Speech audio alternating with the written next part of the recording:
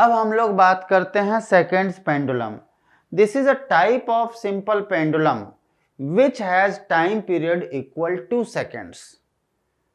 वापस से मैं बोलूंगा, this is a type of seconds pendulum जिसका टाइम पीरियड 2 सेकेंड होता, उसे सेकेंड्स पेंडुलम कहते हैं। कहने का मतलब एक एक्सट्रीम से दूसरे एक्सट्रीम जाने में 1 सेकेंड लगा और दूसरे एक्सट्रीम से पहले एक्सट्रीम तक आने में 1 सेकेंड लगा, तो total time period will be 2 second. The time period of simple pendulum is 2 seconds, then it is called seconds pendulum. Seconds pendulum takes 1 second to go from one extreme to the other extreme position, और second pendulum के लिए time period का formula हो गया 2 second, तो 2 equal 2 pi under root L upon G. Surface of earth पे G की value होती है 9.8 मतलब पाई स्क्वायर। जब हम इसको सॉल्व करते हैं तो हमारे पास में इसकी वैल्यू आती है T equal 2 pi under root में L upon pi square, 2 equal 2 pi upon pi under root L, therefore L equal 1 metre. ये हमारे पास में थियोरेटिकल वैल्यू है। प्रैक्टिकल वैल्यू की बात करते हैं तो प्रैक्टिकल वैल्यू 1 मीटर से थोड़ी सी कम आती है, क्योंकि बॉब एक पॉइंट मास नहीं होता है, उसकी भी कुछ सफिशिएंट डायमेंशन होती है, जिसकी वजह से लैब में इसकी वैल्यू 80 से 90 सेंटीमीटर लेंथ कहा जाता है। ओके, अब हमारे पास में बात आती है कंपाउंड पेंडुलम या फिर फिजिकल पेंडुलम। फिजिकल पेंडुलम या कंपाउंड पेंडुलम एक ऐसे बॉडी की ज्योमेट्री है जब हम किसी भी एक बॉडी को किसी भी एक्सिस के अबाउट यदि हम सिंपल हार्मोनिक मोशन कराते हैं तो ये फिजिकल पेंडुलम या कंपाउंड पेंडुलम कहलाती है। फॉर एग्जाम्पल, ये मेरे पास की एक बॉडी है जिसका मास पूरे बॉडी में डिस्ट्रीब्यूटेड है। अब यदि इसे हम ऑसिलेट कराएंगे तो ये फिजिकल पेंडुलम कहलाएगा। फिजिकल पेंडुलम के लिए हम लोग बोलते हैं when a rigid body is suspended from an axis and made to oscillate about that, then it is called compound और फिजिकल पेंडुलम।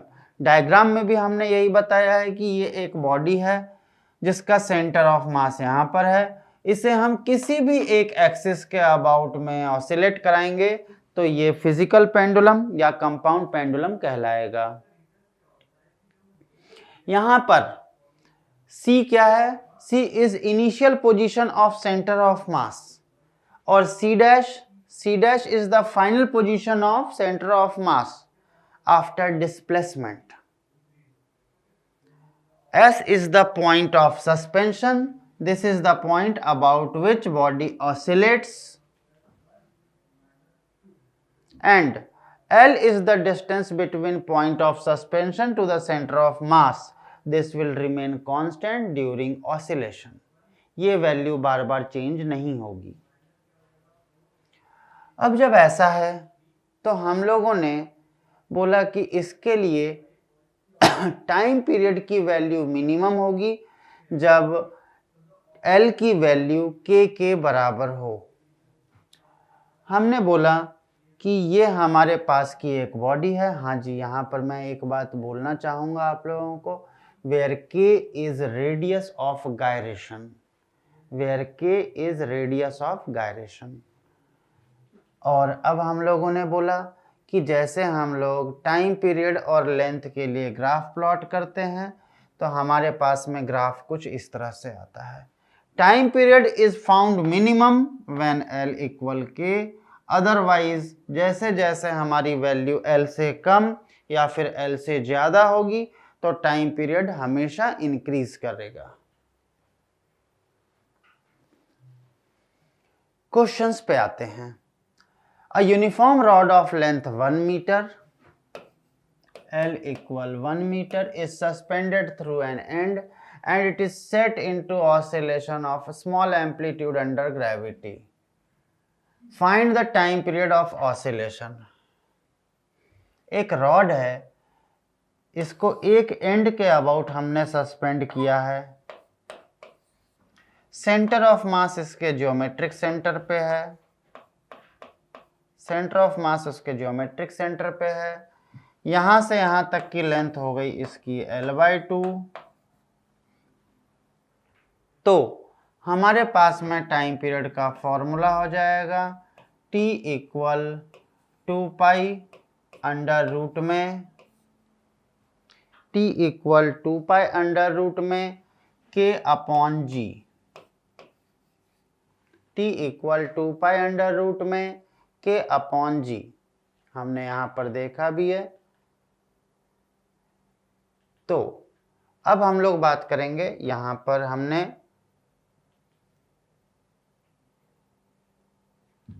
टू के अपॉन जी। अब हम लोगों को ये बताना है कि यहाँ पे K की वैल्यू कितनी है। तो रॉड के लिए हम लोग बात करते हैं, रॉड का मोमेंट ऑफ इनर्शिया होता है about 1 and this will be ml²/3। This is equal m into K square. Therefore K equal L/√3। Therefore the time period will be T will be 2 under root में 2 into K is L/√3। इधर हो जाएगा G, क्योंकि L की value है 1 metre. Therefore this will be 2 under root 2 into 1/√3 into G की value 10। T equal 2 under root 1/5√3। Next question है, next discussion का मैटर है हमारे पास टॉर्शनल पेंडुलम। टॉर्शनल पेंडुलम में हम लोग किसी भी बॉडी को इस तरह से टू एंड फ्रो मोशन कराते हैं कि इसके लिए यहाँ पर का थ्रेड रीस्टोरिंग टॉर्क जनरेट करे। In torsional pendulum, the extended object is suspended at center by a light torsional wire and SHM is executed due to torsional behavior of wire। जैसा यहाँ पर दिख रहा है कि हमने जब इसको इस तरह से डिस्प्लेस किया है, एंगुलर डिस्प्लेसमेंट कुछ थीटा ऐसा हो गया है, तो स्प्रिंग जो है रीस्टोरिंग टॉर्क लगाएगी और इसे अपने इनिशियल पोजीशन पे लाने की कोशिश कर रही है। Torsional wire is essentially inextensible but it is free to twist about its axis, जैसा कि अभी हमने डिस्कस किया। The restoring torque produced is given by tau equal minus c theta. This is as similar as F equal minus kx। यहाँ पर k spring constant था, यहाँ पर c टॉर्शनल कांस्टेंट है। Now torque produces angular acceleration, therefore tau equal I alpha, this is equal minus c theta। यहाँ पर I क्या है, this is moment of inertia and alpha equal minus c by I theta। हम लोगों ने बोला alpha को omega square theta with minus sine. This is as similar as a equal minus omega square x। This is equal minus c upon I into theta, theta and theta being cancelled out, omega square this is equal c upon I, omega equal under root c upon I, therefore 2 pi by t and t equal 2 pi under root I by c। Here I is moment of inertia and c is torsional constant। Question बोल रहा है a uniform disc of radius r equal 5 centimeter, mass 200 gram and this is disc, this is very important part।